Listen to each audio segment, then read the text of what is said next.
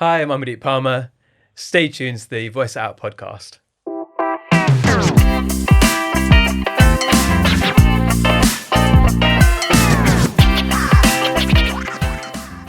Hi everyone, it's Amrita again from the Voice It Out podcast, and sorry to say Shyama cannot make this episode either, but we are sending her some get well wishes, some positive vibes. Hopefully she'll be back for the next episode. So today's guest I'm really excited about. It's someone that I feel like I've got to know him through social media, which sounds a bit weird, but you'll know what I mean once I introduce him. It's Amardeep Parmar from Bay HQ. He is a co-founder there, and he also hosts the podcast called Entrepreneur's Handbook. If you haven't listened to it, it's very interesting. And some of it goes completely over my head, but it's still good to listen to. Hi, Amardeep. How are you doing? Great, thank you. Just back from holiday, like we said. All refreshed for us, you see. Thank you so much for joining us today. So we're going to have some interesting conversations around you, essentially, the kind of person you are, why you've got into what you've got into, your kind of what drives you, those kind of things. So I think it'll be really inspirational, not just for me, but also for everyone who's listening in. So just a little bit of background. You started off as a tech consultant, which sounds really daunting to someone like me. But obviously you did a bit of a pivot.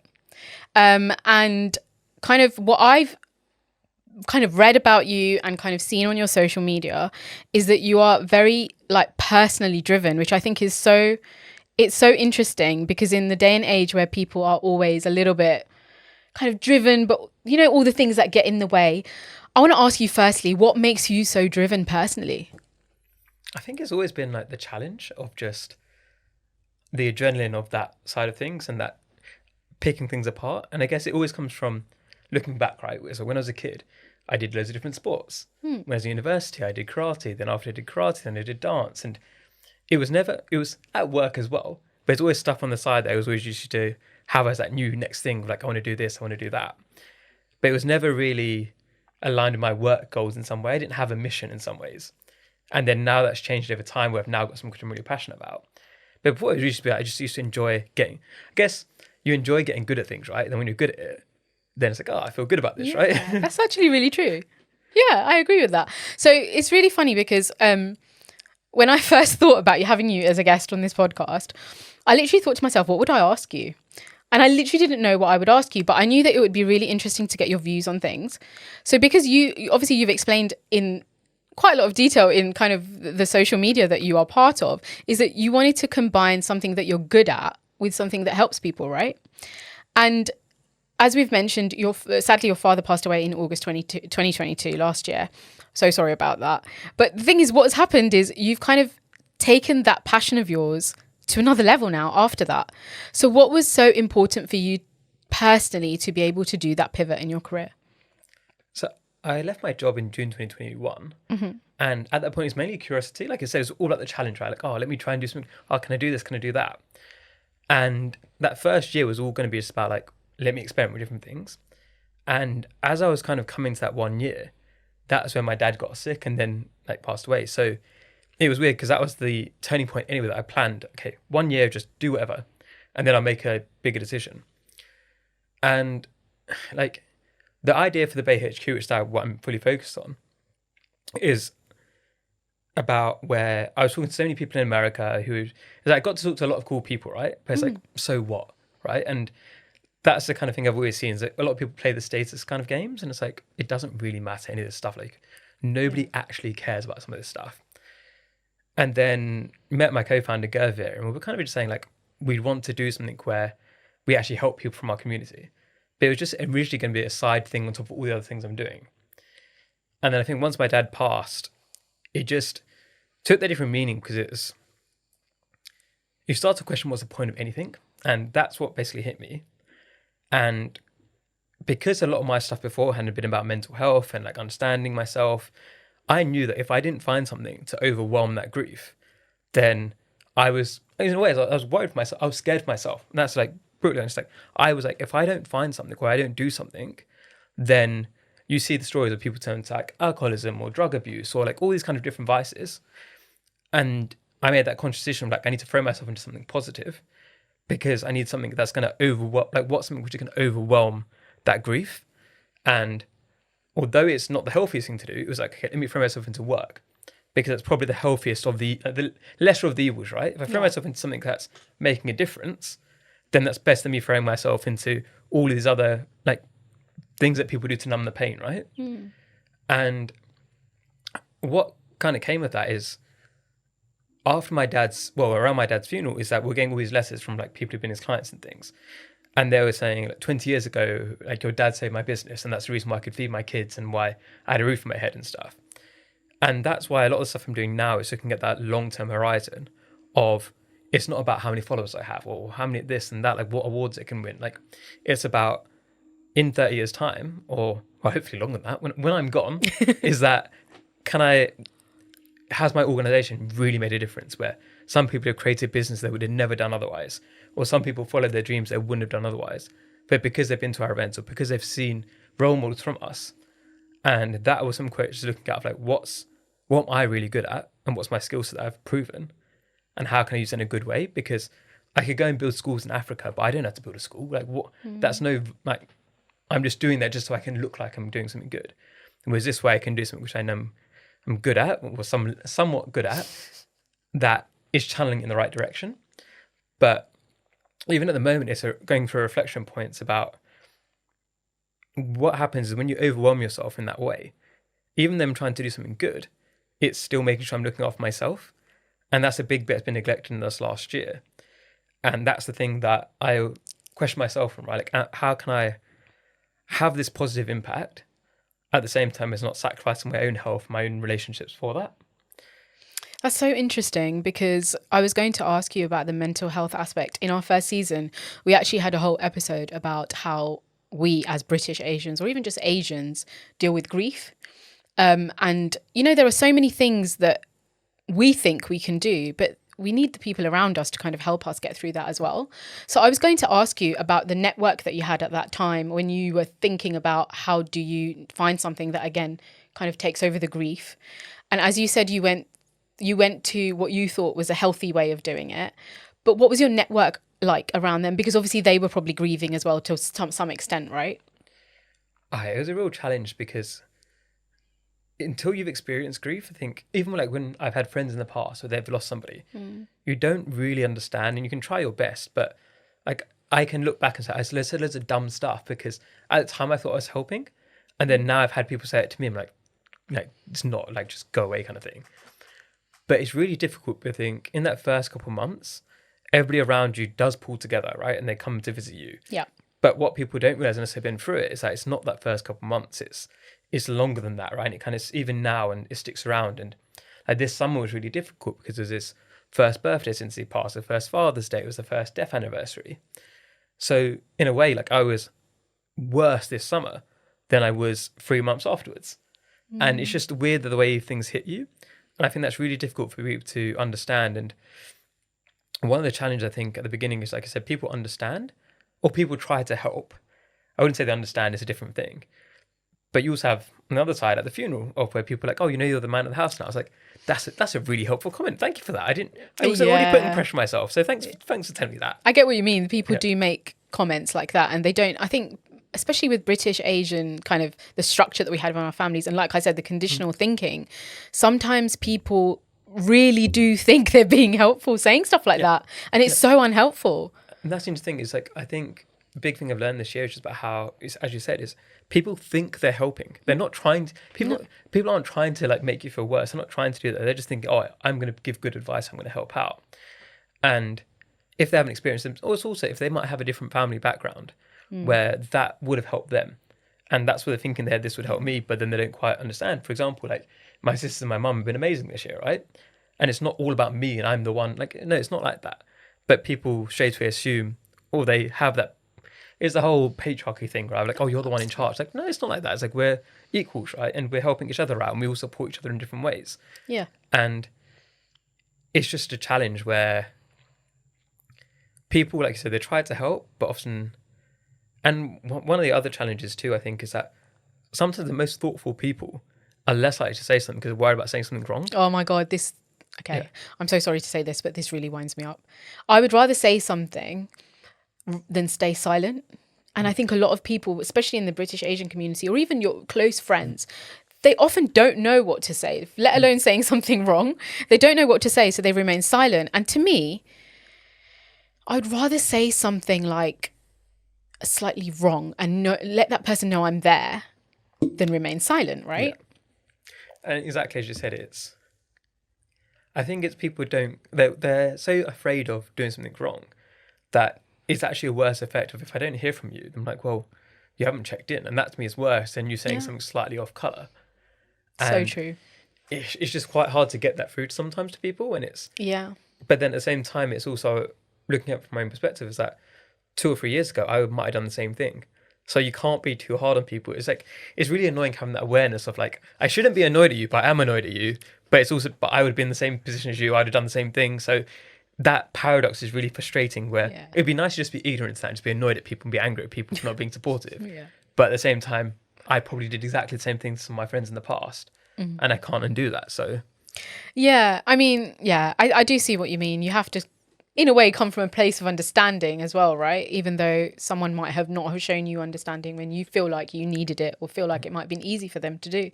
So I wanted to ask you, actually, I asked about your network, but what about your own mental health? Like you said, the things that have taken over in terms of your career. You said you don't sometimes have time to look after yourself. Has that always been a thing for you? Like, or has it kind of developed over the years when maybe you have kind of, strived in your career? Has it kind of developed that, no, I need to make space for me? Or has it always been there? I think it's a challenge because until my dad passed away, it's probably when I was the best at looking, like I was so conscious of that. I was really trying my best to really make sure I looked after myself, and all of those systems are built in place, just shattered. And people try and give me advice. Like I've written, like obviously with the stuff I did with the writing side, I've written articles about this. I've read all of these books you're talking about. I know everything you're saying. It's when you get things stress tested under catastrophe kind of levels, and can your systems work in those situations? And what I found is that I've read so much, I've had all these different things of ways of managing my time, but when that grief hits you, or when something hits you that hard, you can't, like when people are like, oh, why don't you just journal? It's like, oh, you think I haven't thought of that? Like, but they're trying their best to help, but it's a challenge of what works in a crisis might be different to what works in the everyday life, and you've got to adapt systems based on that. And what I've done this year is, in a way, I've thrown myself so much into serving other people as my way of, I guess, not assigning value, but just thinking about if I'm serving other people, then I'm doing good. And if I'm doing good, then like I'm honoring my dad. And there's all this mental cycles I go through, right? But at the same time, I know that my dad would actually, people always tell me, oh, your dad would be proud of you, right? My dad would be annoyed at me because he'd be like, you're working too hard. It's like, you need to take more rest. And it's really interesting, this kind of conversations I have with people, because people, again, they're trying to help. But in reality, like I know that what my dad is like, and my dad, for example, he didn't care about the success and stuff, right? Like he knew, even when I went to quit my job, he encouraged me to do it. And he was like, oh, you'll be fine, you'll work it out, right? He had that belief in me. But he'd also be very conscious of making sure I'm looking after myself. Same thing with my mum, right? It's like, oh, it's great you're doing this stuff, but you need to work less. And that's what they kind of care about. And that's the thing about, I think sometimes maybe that's atypical of Asian families, or that my parents always cared more about, am I okay? As opposed to what could they brag about me to their friends. That is really interesting because not everyone has that, especially in the Asian families. But I feel like even though just talking to you for the last few minutes, I feel like that is instilled in you by your parents then, right? So that's a really good strength to have, and to have your parents advocate that for you. That is so interesting. And also I can see that you really want to put it at the forefront, but sometimes you struggle, right? Like everyone. I think it's one of the things that a lot of the drive is coming from me rather than me. A lot of people are doing things to impress their parents or because they need to show status like that, whereas I just like doing things. And it's trying to unravel that in my own head, like, why do I care so much about things? Or like, why do I strive to be the best? And I think it's just that challenge aspect of I really enjoy figuring things out. And even say, for example, the BHQ, a lot of people in my space, right? So, okay, if I rewind there, so at the weekend, I got an email from a PR company saying like, oh, we want to feature you in the top 10 entrepreneurs in a national newspaper. That's 5K. Okay. Oh, God. So whenever you look at this list, and this is what I know from being as many podcasters have done, talking to many entrepreneurs, most of these lists are just paid for, they're just dodgy, they're who you know and stuff like that, right? But people pay it because they care so much about the status as opposed to the impact. And for me, any status, any awards, it's a means to an end. And my always ambition is like, am I actually making a difference? And I think that's one of the things which happens in the Asian community a lot is just that things are so status driven, right? Of like, oh, I won this award, I won that award. It's like, nobody's heard of that award before. It doesn't matter. Like, but it's so instilled in people. I think about that. It's not, I don't know what it is about our community in some ways. We're always compared to other kids, or we're always like, oh, that kid's done better than you have, or like, oh, why don't you more like this kid? And that's how a lot of people react to stuff. Whereas I just see it as like, I'm beyond what I ever thought I was capable of. So everything I'm doing now is bonus. I don't need the external validation as much. And can I actually do things? Like, I'd rather somebody said, oh, because of you, I've done this change, as opposed to me being on a list of whatever. Yeah. It's so funny that you said that, because that was going to be in my next question. Because so I did, in my previous life, I did an interview with Harpreet Kaur from Who Won the Apprentice. And that was at the time that she won. And I asked her the question, actually, because I felt like if she was doing mainstream interviews, she's not going to be asked a question about this, the kind of mindset or the conditional thinking that we have in the Asian community, that if you go into a contest like she did, which is obviously everyone's watching you, you had another Asian lady there, or you had another Asian guy there. Your instinct, and this is really bad because you've just said, your instinct is, that's my competition. Most people's instinct is, that's my competition. And that is our conditional thinking. And so I asked her, how comes you didn't feel like that? Because I was like, when you came out of the process, you were all genuinely friends.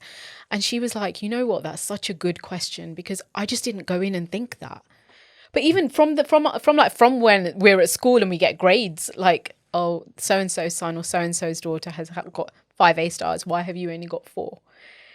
But how comes you aren't like that? Is that because of your upbringing, or is it just genuinely because you feel like you've broken that conditional thinking?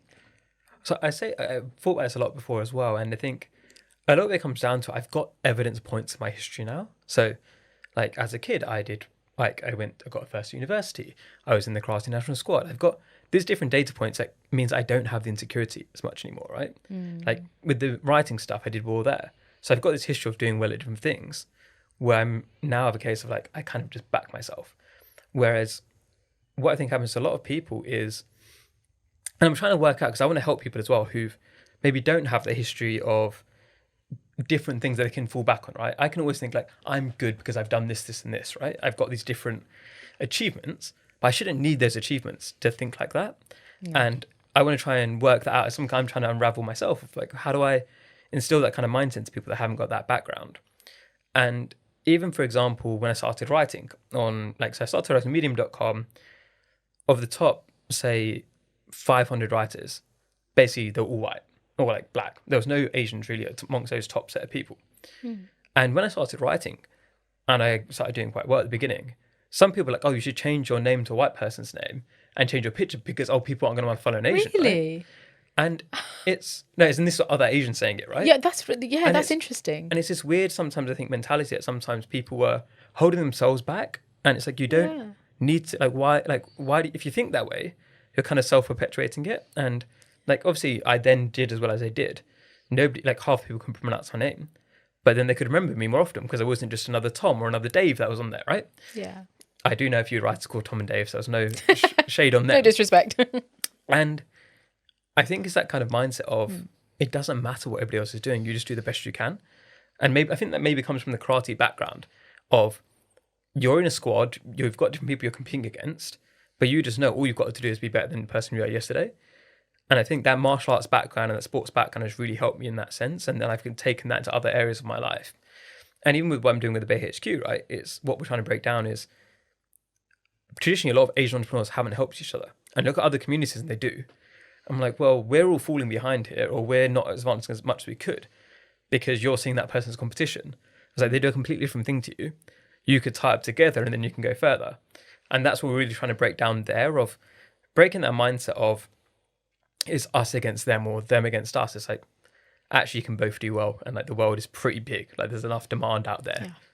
Precisely that. I think this is something I get annoyed at with the British Asian media industry as well, because everyone is in that rat race of I have to do better than this person.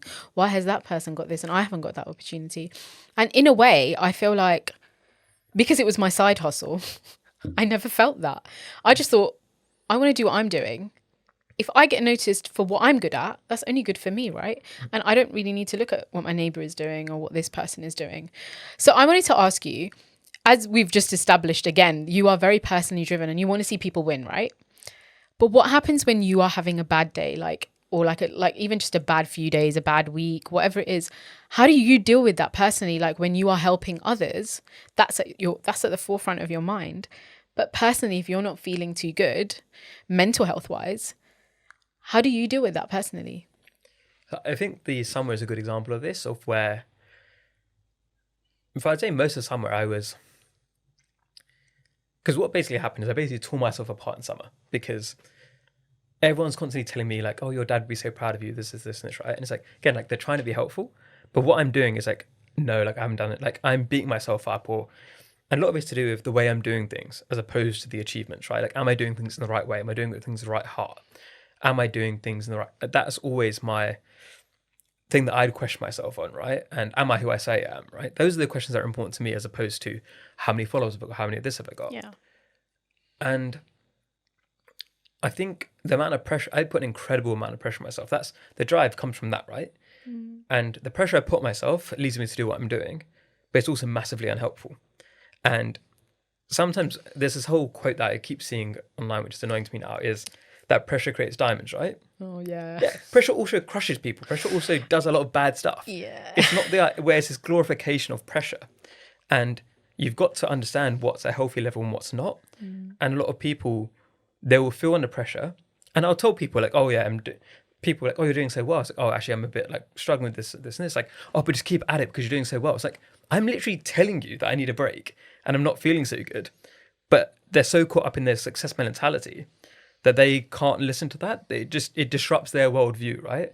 Because they've been instilled in from whether it's social media, whether it's their family, whatever it is, you need to keep working hard because then you're going to make it. And it's like, well, I don't need to. Like, I don't need any of this, right? I'm doing it because I want to do it. And I think there's that conscious choice element of this that helps me too. And when I do have a really bad day, one thing I think I'm pretty good at, and it's a promise I made way before my dad passed away, is that if somebody asks me how I'm doing, I never lie. And that's something which I instilled probably, I'd say, early last year. And then it was really annoying after my dad passed away because then I'm constantly telling people how sad I am all the time, which isn't particularly fun, but I knew that it's the right thing to do from a healthy perspective. And sometimes there's that element of some of the things that are good for you to do are quite uncomfortable, but it's better for me to have told people I'm feeling not too great, like I'm not in a good mood, this is what's going on in my brain. And having to have that sad conversation and let it out, then to bottle it up and then it to then fester inside of me. And sometimes in the summer, I'd literally just go to bed and just like lay there and cry for a couple hours, right? Because that's the nature of grief. Yeah, and exactly.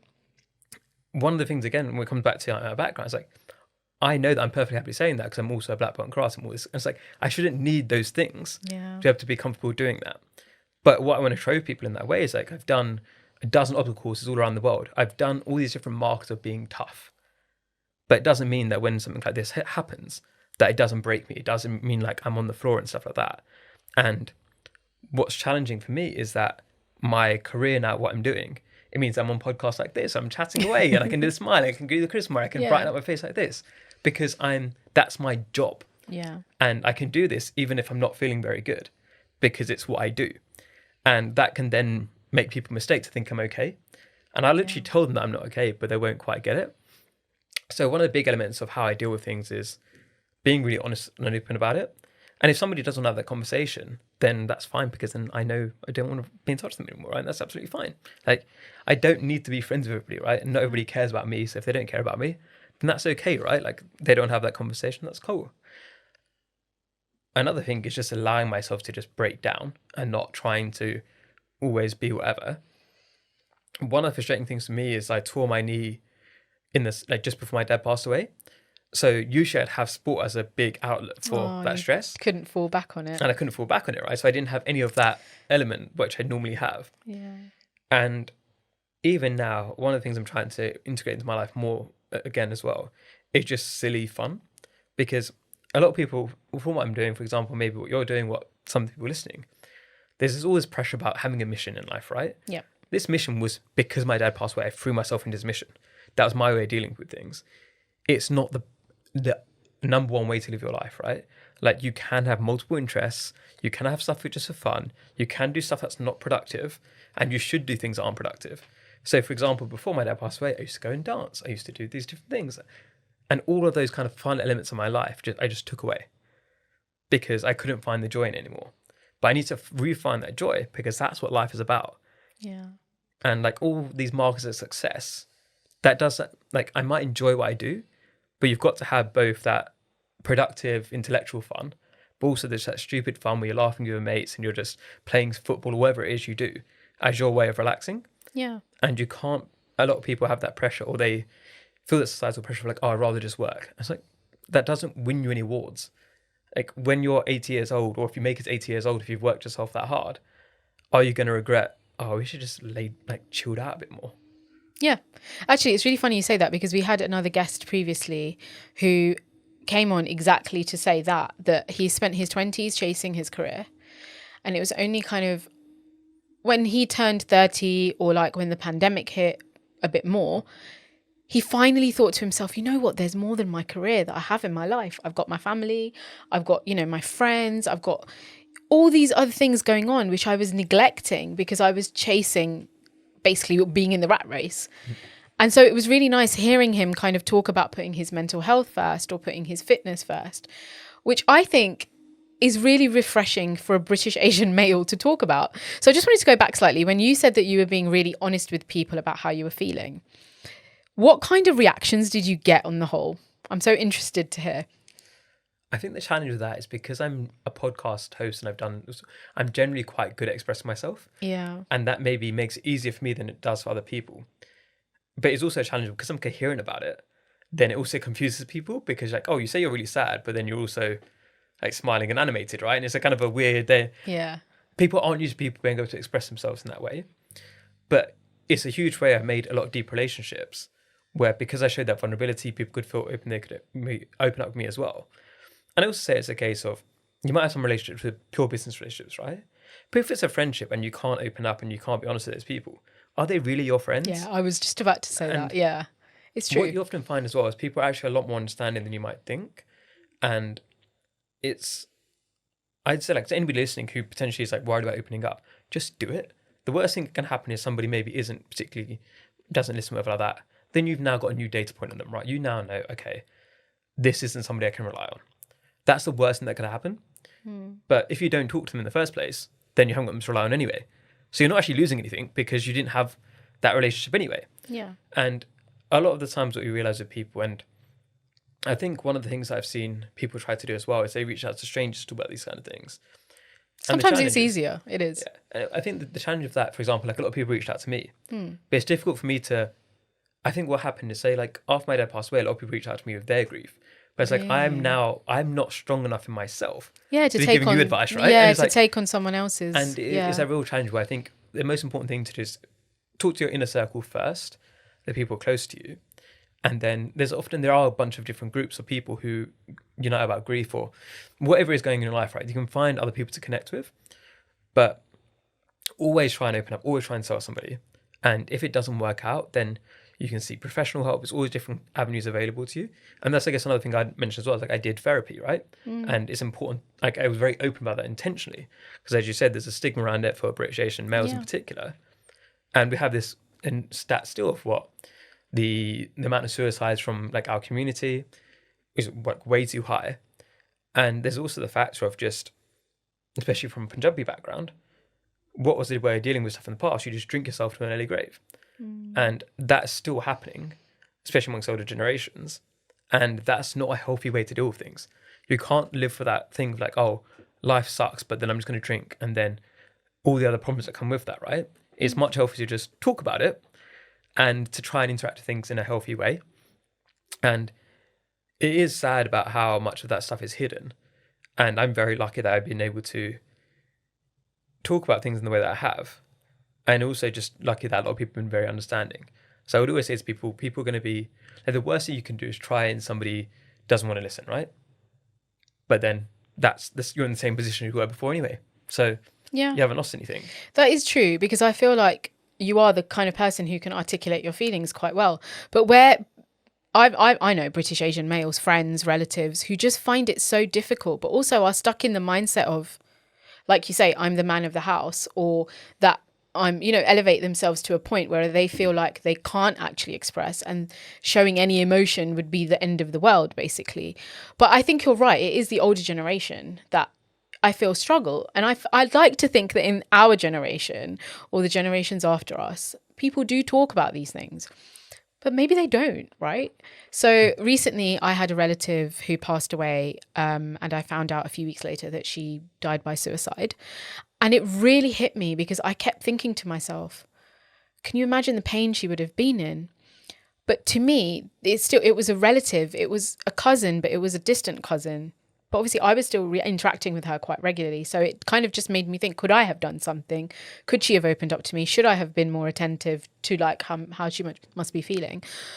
But ultimately, I feel like grief and death is still so difficult in our community to even just talk about. And then when you couple that with all the rituals that we have, and all the kind of, I'm Gujarati, so I have like 13 days of mourning and all this kind of stuff. And I find that really difficult, because sometimes I want to take a break between that 13 days and just spend a day by myself, whether that is crying in bed, or whether that is, I just want to watch a TV show and just not think about this for like an hour. People don't understand that. And I think you are lucky that you can express yourself, but the opposite person a lot of the time might not understand you, right? So I think for me, I always have an expectation, which is the wrong thing to do. Did you have any expectations of people? I know you've said, obviously, if the person is not going to react to you or isn't open to what you're talking about, then you just know that that's not someone you can rely on. I don't find it that easy. So do you find, is it quite clean cut for you now after having that experience, or have you just generally been like that? I think it's really varied, and because one of the challenges of what I do is I'm talking to hundreds of people every week. And for me, there's a lot of this blurring aspect. And it's one of the things where, for me, taking this little break is trying to reassess that. Like, who do I want to make sure that I really spend that extra time with? Because I can easily just get lost in my inbound DMs and stuff like that, right? And just talking to a million different people. But like me. Yeah, it's loads of surface relationships, right? Yeah, It's like the people absolutely. who've known me for before I did anything I did now, right? They've got a different kind of relationship with me. And the expectation side is like, it's human to have that. Yeah.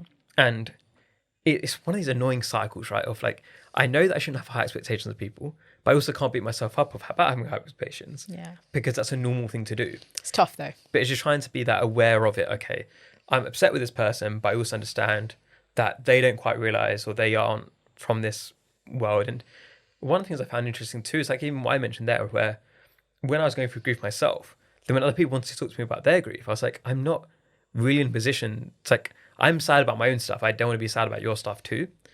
And I can see why they wouldn't want to reach out, and I try to help them.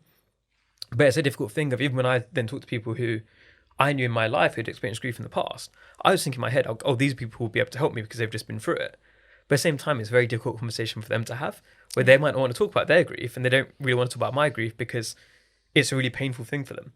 And there's all those nuances, because it wasn't a case of like, okay, I can't rely on this person, because I think that sounds a bit too harsh. It's more of a case of, if somebody's rude about it, right? Most people won't be rude, they might just not know what to say. But if somebody was, for example, like making light of it, or like, I'm trying to think, there was, in the immediate aftermath, there was like some of the funny messages I would get. Well, it's like, it's funny, but it's because I was able to take the humor in it. But people would, for example, message me, be like, oh, hi, really sorry to hear about your dad passing away. By the way, are you single? I'm looking to get married. It's like what? It's like that's your like chat up line. It's like, sorry about your dad, but by the way, are you single? And then there's people who are like, oh, sorry about to hear about your dad. Like, oh, can I come on your podcast? Or like, oh, sorry to hear about your dad. What was the other ones? Some of the funny ones. Oh, there was other people like, sorry about your dad. Oh, can you follow me back? It's like, no. Like, it's like if that's your way of like starting a conversation or trying to build a relationship, of sorry about this, can you do this for me? And like asking a favor, it's like, you've now put yourself to the back of the queue. Even for example, when I organised the TEDx thing, there'd be a few people like, "Oh, really sorry about your dad." Like, "Oh, it's like real shame." Like, "Oh, thank you. By the way, can I talk at your TEDx event?" It's like, "Oh no, you did not just use my grief as your way to open a conversation." So those weren't people I knew, but No, it's but interesting to see still, that's yeah. I feel like the sometimes emotional intelligence can sometimes be lacking. we're immune to stuff. You know, like we need that padding around it. I hate padding. I feel like it's, you know, like it's an actual term where I just think to myself, I'm so conscious of not padding it like that, especially if you want the opportunity, or if they want to come on your podcast or whatever it is. I think people should, I don't know, I feel like they should be a bit more authentic, and they're just not, are they? I think one of the challenges is a lot of people, the advice online, right? So much of the advice online is like, "Oh, you've got to be a go-getter, you've got to be an alpha, you've got to be this." And it depends on who you're talking to, and people have got to understand the nuance of that, right? Where, say, for example, you talk to most people and you say, "Oh, I won this award, right? And like, can I come on your podcast?" Whereas I'll be like, "Oh, okay, I know you paid for that award because I've had the same email come in my inbox being like, oh, it's this amount for this award, right?" And I've got a different lens on it because of my background. Insane. That is insane. But it's just interesting to see like how people have got these different variables, and I think it's a challenge of where I get annoyed at people. Like, I'm human, right? But at the same time, it's understanding they've got a different reference point to what I've got, and they might be constantly consuming content that's telling them, "Oh, you should keep messaging," right? Whereas I get annoyed if somebody keeps messaging me every day. It's like, I'm busy. Like, I'm on holiday. That's why I'm not replying to you. It's not because I'm being rude. Yeah. And sometimes people might forget, like, if I'm getting on average a few hundred messages a week, I don't reply to everybody because I don't have, like, I've got to look after myself too, right? Yeah. But sometimes you don't physically have the time to sit there and reply every day. Yeah. And sometimes if it's a vague message, I'm like, I don't know what this conversation is about. Yeah. Do I spend my time replying to this, or do I spend some time with my family instead? And it's, people sometimes forget there's all of these trade-offs involved. And I think it's trying to take things not too personally a lot of the time. Well, like, even those people who sent those messages where I thought they were like a bit whatever, it's not like they were trying to do it so like hurt me, be malicious. It's just they didn't think it through. Maybe they thought in their heads it was nicer than it came out. Like, there's always things that can get lost, especially in the written word. And I was a professional writer, right? Like, my job is to analyze words and be an editor. That's not what everybody's background is, right? So other people might not realize how it might come across. And I think this is one of the big challenges about my life, is that I wish I was less understanding of people, because it's so much easier to just be angry at people. Yeah, I get what you mean, but I think in those instances I would even get annoyed. I think I don't get a lot of DMs. You probably get a lot more, but sometimes I sit there and I'm like, what am I supposed to reply with? Like, there's no question, there's nothing. It's just like, hi. And it's just like, what do you think you're going to achieve? If you want to stand out, you have to say something more than hello. But it's really interesting. Sometimes people who are actually like done really incredible stuff will start a message like that. And like, I've got no idea who you are. Like, they've got a private profile and they just said hi. I was like, well, I don't know what's this about, so I'm just going to ignore it. And then like later when I meet them, like, oh, I DM'd you and you didn't reply. I'm like, and then I find out, like, oh, actually, you got a really interesting story. Like, yeah, you would have come on the podcast, but you didn't tell me anything about your life. Yeah. So it's an interesting thing there. And I said it is. Do you think it's a funny old world? I feel like, do you think it's a social media thing that sometimes we just become immune and we just want to just reach out? It's so easily accessible we are, right? Through social media. All of us are like that. Well, we think we are. And you kind of just, you know, like, it is one of those things, especially when you want to get in touch with someone. The thing is, you just have to be persistent. So, but that persistence annoys me. It's interesting because, like, say, I've been on courses, for example, where, so somebody I know who's got like one of the top podcasts in America, right? There's got hundreds of thousands of listeners every week. And he'll tell people, be persistent in your messaging. I was like, it's okay for you to say that, because when people look you up, then realize who you are and they're going to reply to you. If you're like, and what I say to people, like, if you're going to reach out to people, then have a very clear reason why it aligns. Also, try not to put too much information, because the longer you make the message, you become my to-do list, right? If you do a message that's very clear, say, for example, if I don't do cold outreach to the podcast anymore because I'm quite lucky that it's mainly inbound and warm intros, but it'll be, hi, would you like to come on the podcast? It's all about helping British Asians to be inspired and like connecting them together. In the past, I've interviewed over 200 people, including the founders of Netflix and Twitter. That's like 3 lines to read, right? If somebody reads that and isn't interested, it doesn't matter what else I say. And I think that's what sometimes people forget is, what's your one killer line to make somebody interested? Because if you give somebody, like I get PR releases where somebody send me like an essay, it's like, I'm just not going to read No, that. it's so true. Yeah. And it's like, you're not helping yourself. Like, just make it really, really clear your value proposition. And that will work. Because I know obviously people listening right now are probably going to be doing cold outreach. And another big thing is to just show that you've done some work beforehand. Because, for example, when you asked me to come on the podcast, right? Yes. Like I can even like it'll be completely honest, right? I said to you like, oh, but like you're quite early on. Like, have Yeah, you? yeah, absolutely. Like, is this going to continue? Like, I see you, whatever, right? And then you then gave me some information. It's like, okay, cool, I'll come on, right?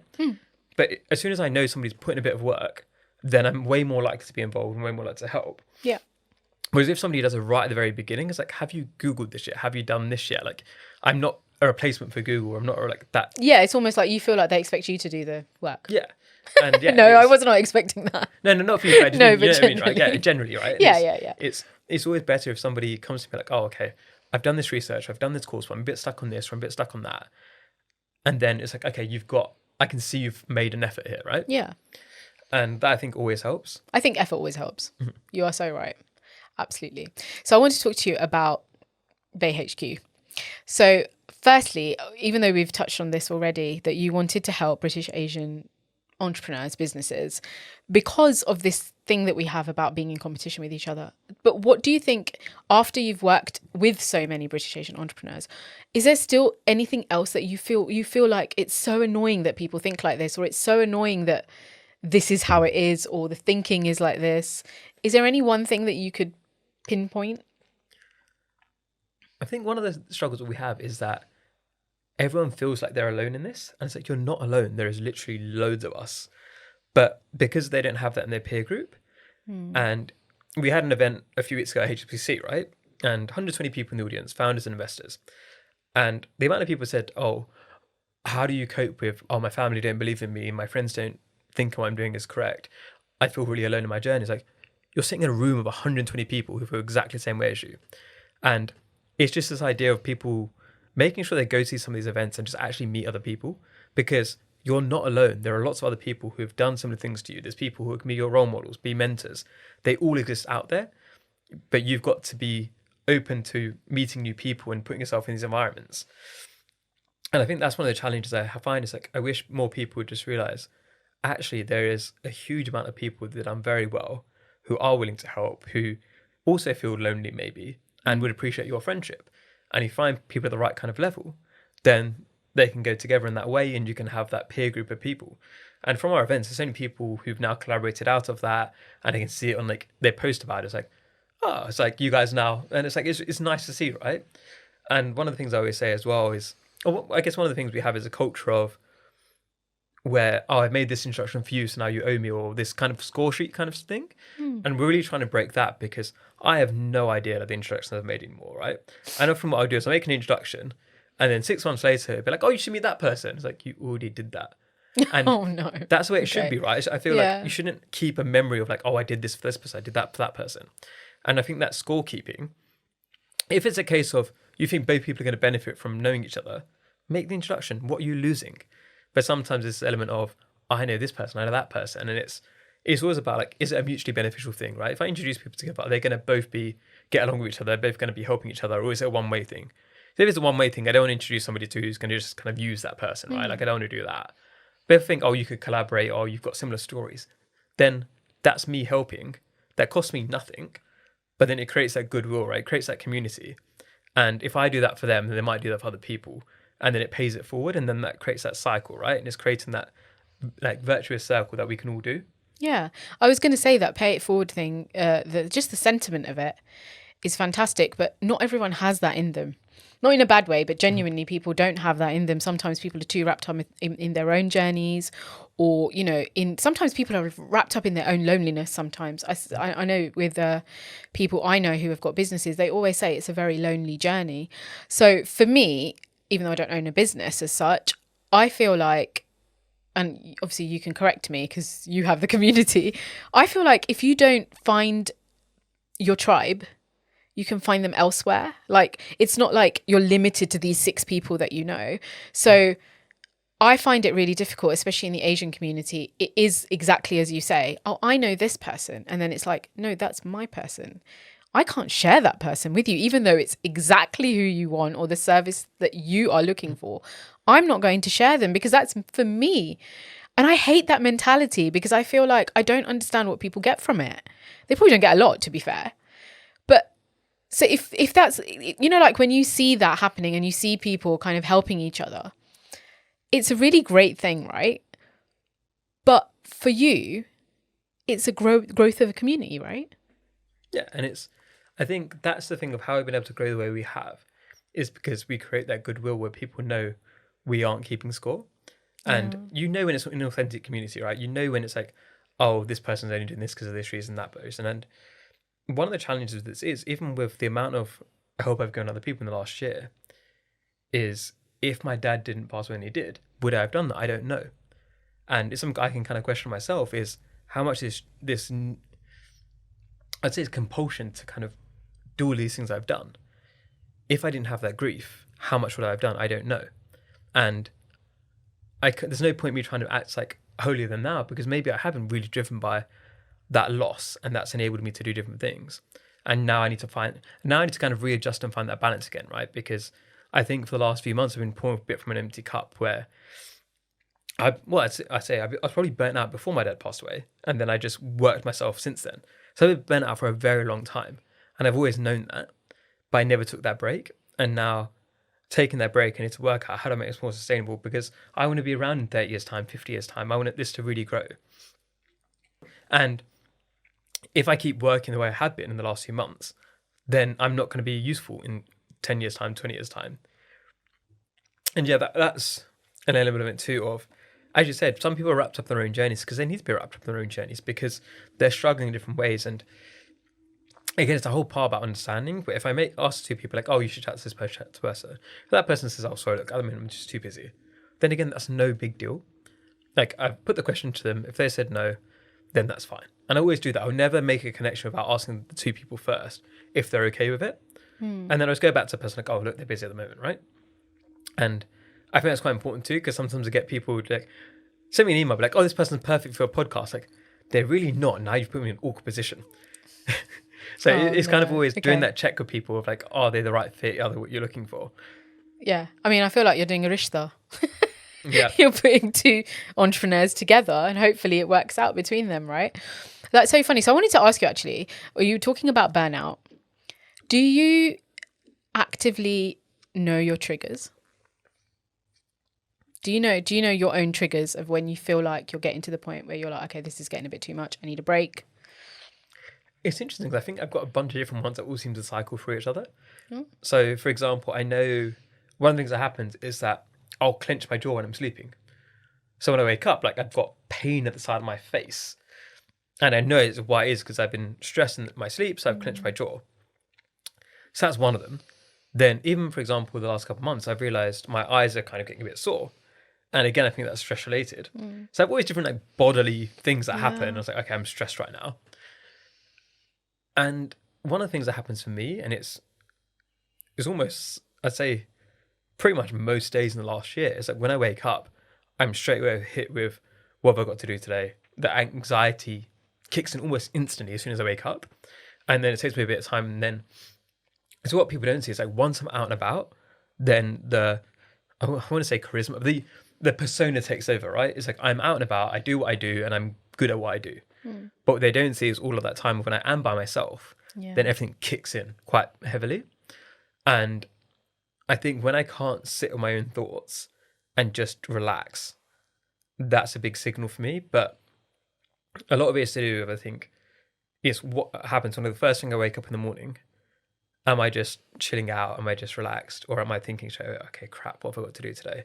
Oh, no, I've got to do that. Oh, I've got to do that. I've got to do that. Like, there's so many different things I have going on at once, and adjusting that is quite important. And with burnout, the challenge is I've made a habit of working through it, which now confuses people. Like, oh, I'm really burnt out. And then they're like, oh, but you're doing this. Like, it's that unsustainability of what I'm doing. But it's confusing, right? And it's always better to prevent it rather than cure it. And I think what happens to a lot of people is that I just like, oh, just wait till I hit rock bottom and then I'll sort it. It's like, you don't need to hit rock bottom. You can do it earlier. Yeah. And I think often we're burnt out by things where people are working hard for things that don't actually really matter so much, or they're chasing something, or they want to go to a fancy holiday and get a nice hotel to impress the people that don't actually care about them. And it's just, it's really taking that time to think about what's actually important to you. Yeah. And is the way you're acting in your life aligning with that or not? And I think a lot of people don't necessarily do that. It's like, what's actually important to me? It's just two simple questions. What's important to me? Do my actions reflect that? And most people, the answer will be no. My family's important to me. How much time do you spend with your family? Nothing. And I think calling yourself out in your own... Oh, you're allowed to swear on this? Yep. So calling yourself out in your own bullshit, I think, is really important. And something I always do to myself. And this week I took off. That's what a lot of what I was doing is okay, these are things I say are important to myself. Am I doing any of this? Am I looking after my health? No. Am I going to the gym? No. But I say it's important to this, why am I not doing it? And then where's my time going instead? Why is my time going there? Is that important to me? In my head, I say it's not, but why is my time going there then? And it's that conversation with yourself that's sometimes really needed. So I think it takes a strong person to do that little flowchart that you've kind of just done in your head. I think it takes a really strong person to do that. And it also takes a really strong person to admit that, you know what, I'm at this stage, but I'm still continuing. And I think I really respect you for that, because that's not an easy thing to do for anyone, to say, you know what, I'm here at this stage, and be honest with people about it and still not do anything about it. And you know that. It's impressive how much I'm very self-aware, but I ignore all of the signals. And it's like, I know that I'm burnt out. I can tell everybody I'm burnt out. I've been telling everybody I'm burnt out for the last year. And I'm still working. And it's like, Yeah, so exactly. I finally took that rest last week. And I think... Was 1 week enough though? It was... What was good about it is I actually did disconnect a lot of the time. But the big thing is now is what the actions I need to do to actually align my priority is with my actual lifestyle. And the challenge is that some of those things, what happens a lot with me is that in order to set up the systems, say for example, the people I've hired, right, is that I need to spend a bunch of time like re-recording the instructions, all that kind of stuff, which is a lot of work at once, but it saves me a lot of time in the long run. But what it does, it creates a really intense period, which you then just keep putting off. So you just have this constant thing like, once I do that, then I'm actually going to save like 5 hours a week. But I need to find the time to somehow make 10 hours this week to be able to do that. Yeah. And it's that balance. But I'd say, I've got this curse of, I can tell you all of my flaws, all of the things that I do stupidly, all of my weaknesses, all of the mistakes I made this year, but I still carry on anyway. Yeah, you know what I'm going to say. You need to start listening to your own advice. Exactly, yeah. So I'm very good at giving other people advice, but I'm crap at following it myself. I think you should start listening to your own advice. Absolutely, absolutely. I can't even say anything else, because I feel like when you talk, there is an inner strength, obviously, because you are very comfortable in your own skin, and you're comfortable even talking about things that maybe British Asian males don't talk about. You've obviously got a very different mindset to most British Asian males, but there's this one thing that you're not doing for yourself, which I think is quite funny. I think it's the whole, or maybe it's karate, like dance, whatever it is that mind over matter stuff, right? Yeah. But that mind over matter, it's like the matter still like, is the body still hurts, and the body's like, it's still the stress and the cortisol and all these kind of different problems that come up, right? And you can only do that for so long. But the problem is, in some ways, I've trained myself to the level where I can just keep going. But even though I can keep going, it doesn't mean I should. Yeah. And it's now really trying to pull back. And one of the things I'm doing as well is like, after last week, I'm now deprioritizing things and I'm taking them off my plate. Like, okay, look, this isn't that important to me. And off the back of that, I now have more free time. And it's also getting other things into play of, for example, I say my health is important to me. I have a cookie for breakfast every day. So that's like my challenge is that I used to have 4 cookies every day. So this is actually a good thing. Oh my God. But I used to have 4 cookies a day when I was in the class national squad and I was doing 25 hours of training a week. Okay, so, that was fine. It kind of cancelled it out. But now I'm not doing that anymore. So it's like, I have no excuse. But it's a whole thing of sugar, right? It's like, why am I having that? It's to deal with that level of anxiety I have. Yeah, the stress of it. I need that pick me up. But what I should actually be doing is sorting out the stress, not having the pick me up. And I know I need to deal with it, and it's just a case of actually really just following through, because I can talk about it, but I need to actually do it. Take this as your sign. Yeah. You know how many times I've been like, next week I'm going to stop eating sugar. And they'd be like, no, next week. No. I mean, I stopped eating sugar for a long time a couple of years ago. Yeah, it didn't last very long. But it's one of those things, right? But you definitely should not be eating it for breakfast.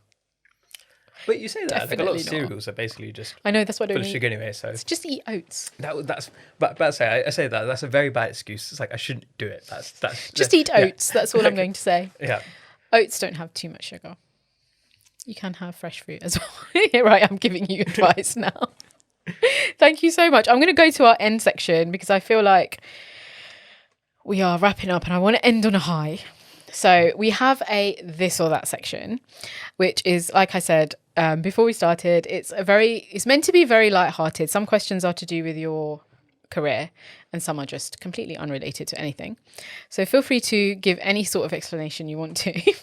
Okay, are you ready? I'm not sure. We'll find out. Okay, so I've got Shama's questions here as well, so they're not all mine. So I will start with one of hers, I think. Takeout or dine out? Takeout, I think. Oh, So okay. I think a lot of people are now foodies, and a lot of people like taking pictures on Instagram of their food. I'm one of them. Like, do you actually enjoy the food more, or do you just like because it's Love fancy? the food, love the food, but have to take a picture before I eat it. I think, but you're right, because some people just take it because it looks good and then might not even like it. Yeah. So I'm just like, I like food. It's like I think I have this thing of I just enjoy eating, and I don't need to go to a fancy place to enjoy the food. So you wouldn't take a picture of your takeout? No. Okay. I It's just good to know. I take the picture from my mouth. Oh, fair enough. Fair enough. Okay. Big brands or small businesses? I guess it's different for different areas. I think I'm not a very brand centric person in terms of like I'm wearing my own merch now. These are from wherever. These are like where like Yeah. I think I'm very functional. I just don't really. Okay. So I probably get. I don't know. I say I just go for what's ever convenient, which is probably Okay. laziness. Well, it's also just I don't overthink it too much. So if you like something, you just go for it. Interesting. Okay. One step at a time or a big leap? This again, the clash It's a between context thing, isn't it? it's where the big leap is what I actually do. What I Yeah, know I should do is exactly. the small steps. So I do a bit of both, and where I do the big leap and then I take the little steps after to adjust. That's a good answer. I like that. Okay. Relaxing or going on an adventure? I feel like I should answer this for you. This has changed a lot now, I think, where before all of this stuff of the online world, Yeah. I used to go on about 10 holidays a year. I'd always go to different places all around the world. And that kind of whole traveller side of me is something which people don't necessarily see now. Whereas now I'm very much the opposite of, because my general life is so chaotic and busy all the time, I value the relaxation so much more. So I think that's a big shift in how I've changed over maybe the last 5 years, is I really value like the holiday I just went on.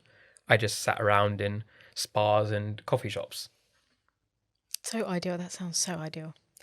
But yeah, hopefully it contributed to you maybe slowing down a little bit. I don't know whether it did.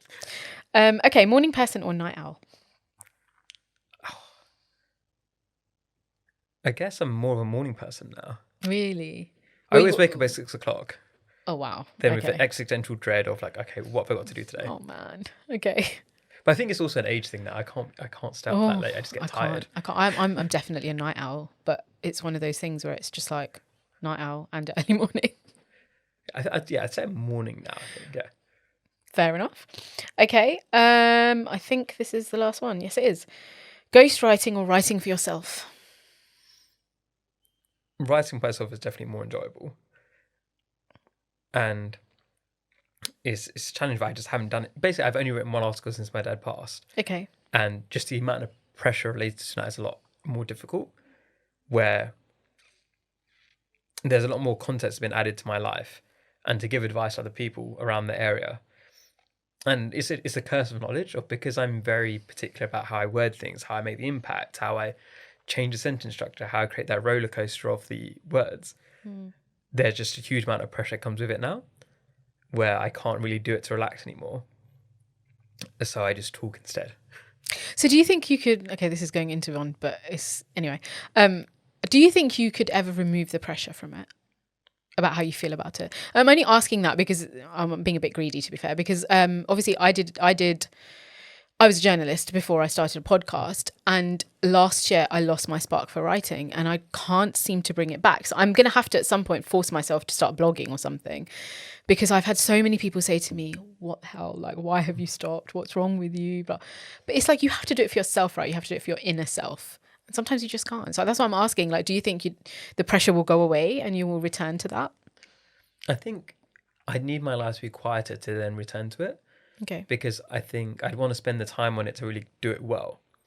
And now it would be, it's kind of one of the things of you, like my own stuff always comes last. And once I get to positions again where I can do my own stuff first again, that's where, for example, I'll start making YouTube videos, then it will become part of the content where you then write the article, you then speak that out.